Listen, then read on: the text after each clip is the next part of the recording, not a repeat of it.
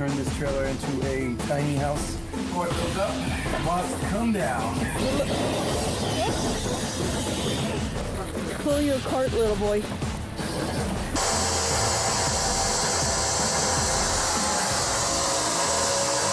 This is a lot of work, but we'll get there.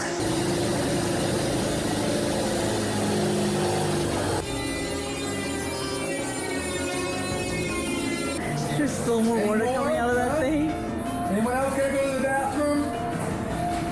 You can't afford a nice door. Oh, yeah? Cheap ass. Oh, that's it? Really? That's why we're gonna go with that?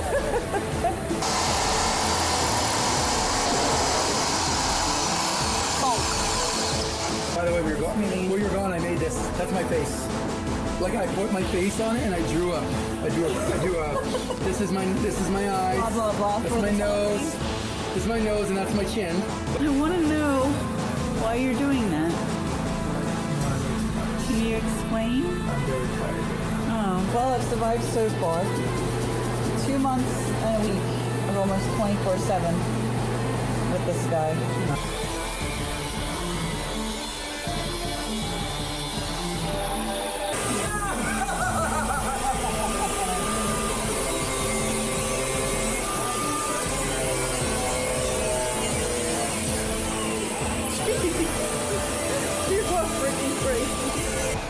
Don't do it! Don't do it!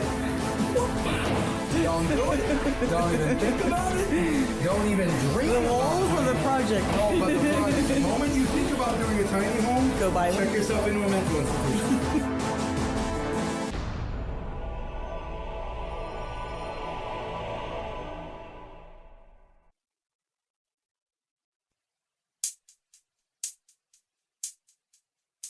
I'm back, everybody. For the episode 33, I apologize. Things are getting increasingly scrambled the further we get into this as we come to a close of this amazing adventure. But remember, the adventures will not end when the Chronicles end. A new type of adventure will come that will be the TinyWanderland channel. Remember this. Excuse me. Yes, it always has to happen when you press the record button. I don't know what it is. But anyway, I will do my best to navigate this with you. We will get it done, I promise. So let's jump into it. There's a picture of me with a decent haircut, a shave, and a shower. Wow, I look like a human being. This always makes me think of Edward from Twilight, but we all know I'm much cuter. You may notice that I'm wearing a beautiful set of long sleeve pajamas, courtesy of Quality Products. If you remember in the past episode, I showed you the patterns, the material I picked out. They made 2 sets of those. There is a sunset at Roberts, unknown what day this is anymore. Excuse me. There they are. Yeah, that's them. The shorts, the pants. There's me in my short sleeve ones. This was taken completely out of order. That is a smoke alarm spot. So don't know why it's there, but again, as we get to the end of the project, things are getting increasingly out of order because towards the end, it was more about finishing the project than it was about getting the files exactly what it's supposed to be. Picking up water, kind of random there. That's an interesting picture. If you remember in the previous episode, we were having an issue with reaching the ground, and of course, leave it to Robert to make it happen. There's a view from the top, view from going up top. You can see the extension, the custom extension he built. And there's a picture of Little Coo, formerly Little Coo, in Home Depot parking lot. Again, kind of random. These are interesting. These are weights. They're made of metal slabs, and they are weights that weigh about 5 pounds apiece. And there is, I think, 10 of them. Not sure if it's 10 or 12 that go on the bottom of the shower curtain for the outside shower. The reason why they're there is so that the shower curtain, Murphy's Law, whenever you want to take a shower, there's no wind. The moment you sit up the curtain, there's an 80-mile-an-hour wind. So these were custom cut at Robert's shop. And you're going to see the machine that cut them on in a little bit here. Again, these are all randomized, so that's a view of me chilling on the Tiny Wanderer in the Home Depot parking lot. There's a view of the crew. The crew is quite much more expanded now than it used to be. I don't even think I could line them end to end in that view anymore without having them stacked on top of each other. There's another view of them. Cup I got from Alaska. Another random shot of taking on water. Some burnt pastries. Oh, there they are. 1, 2, 3, 4, 5, 6. Looks like 16 of them. Now, those took a little bit. There's another random view of the tent set up at Robert's. Looking out Robert's door, there's me. Okay, so this, interesting, I wanted to talk to you guys about this. When I was journeying up canyon on one of my many adventures that I did have towards the end of the project, when I was able to actually breathe a little bit, I met a couple that was living in the canyon in this like tent in a washed out ravine. And I thought to myself, they probably could use some food. So I went to, I think it was Smith's and bought like $30 worth of ramen noodle. And then I went across the street to Harbor Freight and bought, just for this occasion, you can see how bright it is, I bought a strap. And I strapped the Smith's bags around the back of my motorcycle. I got them nice and strapped up there tight, and then I took off. You're probably thinking, this is a really sweet gesture. Jay's going to go up canyon and drop it off at their tent so they have food. Well, that was the plan. What you're seeing in these pictures is what is left of my idea. And I'm not sure exactly what happened, but Murphy's Law most likely. Anyway, not one bag survived. I didn't even have the heart to go up to the canyon to see if they were there and let them know what happened. I just turned around and went back to town with these shredded bags. So Murphy's Law says don't hang anything from your motorcycle that you value, because Murphy will pick it up. So there's I don't know what that is. I think that's what's left of the bags. Now we're back at Robert's again, randomized. This is me waking up at Robert's, hanging out with a horse. Robert, again, that man was just a miracle worker. Here he's installing a retrofit for the gas tank. If you remember right, in one of the last episodes, one of the gas tanks exploded. So I decided that I was maybe going to carry water instead of gas. And so Robert is retrofitting those tanks in these pictures with a rail to be able to handle 2 cans. Now, full disclosure, the Tiny Wanderer does currently have 10 gallons of gas in the position you see, but the tanks are vented. So never, ever use unvented tanks.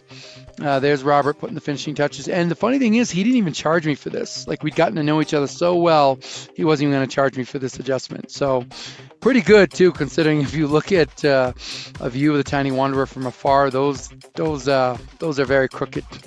Robert said he should be fired. I said, Robert, you are already fired, but he is more than my welder now. He is my dear friend, and I've spent so many nights in his parking lot. He's let me use his office for a mail drop. I've had meals with him. We've had shakes together. We've just sat and talked and worked things out. He's helped me run tests on things. And I don't think I've given him any money this year. I think it's just been a friendship. Now, if I really need some serious work done, I would pay him for it. But the Tiny Wanderland renovations that took place this year, which is not going to be in these episodes, didn't require Robert's welding because they weren't of that nature. No, you're not seeing double. No, you're not seeing double. Just so that we're clear. For whatever reason, I don't think we got it in the last episodes. I think this program has a problem with a certain file format, and I think the phone I was shooting with had an issue with that. So I'm just going to take a minute to tell you what happened. When I got back from Vegas, from Alaska, Drew and I the next day tried to fix everything. Drew ended up blowing up the inverter. That's why you didn't see or hear anything about it in the last couple episodes. I went back to Cedar City to continue working on the Tiny Wanderer while Drew ordered a new inverter at his cost.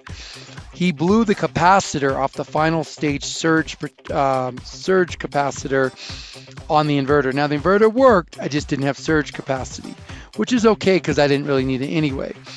Well, Drew finally gave me a call, and I went back down there, and he had me put the inverter on the wall. There's a picture of the wall empty. It was at this time I asked Drew, I said, hey, the solar's not really doing it for me. Can I buy like a 100-watt panel, a helper panel from you, and install it? He said, yeah, that would work. Well, Drew sold me an 18-volt panel. The panel that was up there was a 36-volt. If you know anything about solar, which I know now but didn't know then, you'll know that mixing two panels will actually drain one panel and give you the lesser panel's voltage. We're not going to get into detail about this. Needless to say, I installed the panel on the roof myself.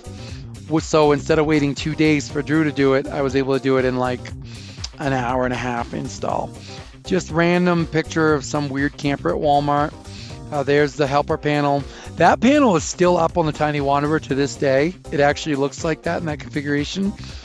But the panel is useless in its current voltage because I have no way to mix it with my panel. So it's just taking up space. So if you know anybody who wants a panel, and back at Roberts, and there you go, ladies and gentlemen, that is the finishing product.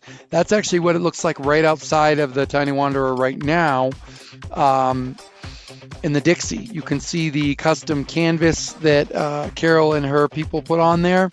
You can see that it now reaches the ground. Robert's connections are all on there.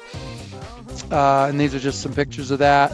There's the machine that cut the weights. There's the first shower setup configuration, a sunset at Roberts. I think this is me taking the first shower ever. It was done at Roberts, if I remember right. As you can see, the curtain did not hold up. It was poor material. So I would have to revisit Carol and her people to make a second version of this. But there's me all nice and clean. Don't know what this is. Some crazy picture of me hanging out by the water pump. I did manage to break away with Little Coo, and we went down to Kolob Canyons, and we got to cruise. And this is the view from the top of the canyon. Speaking of Little Coo, she always has her problems. I went to Walmart one night to get some food, and I got off the bike, put the kickstand down, started to step away, and suddenly I was underneath the bike. I couldn't figure out what happened until I was able to pick the bike up off the top of me with some help from a passerby. Her kickstand just decided to just give out. It's just cheap Chinese junk, buddy. What are you going to do? Anyway, Robert to the rescue, and I think that's in another episode. There's me making up some food and some more food. And that's going to do it. Again, sorry for the scramble, guys. I have a feeling the scramble's going to get worse, but I'll try to keep myself organized as best I can. Check us out on social media. We are coming to the culmination of this. A couple more episodes, and we're going to be doing a special dedication episode to people who really, really deserve it. We'll be talking a little bit about their role, thanking them, dedicating to them. And it's just going to be a great episode. You don't want to miss it. Anyway, check us out, Instagram, Facebook, here on YouTube. Like, comment, subscribe. See you guys in episode 34. Wow, 34. I can't even believe it. 34. See you in 34, guys.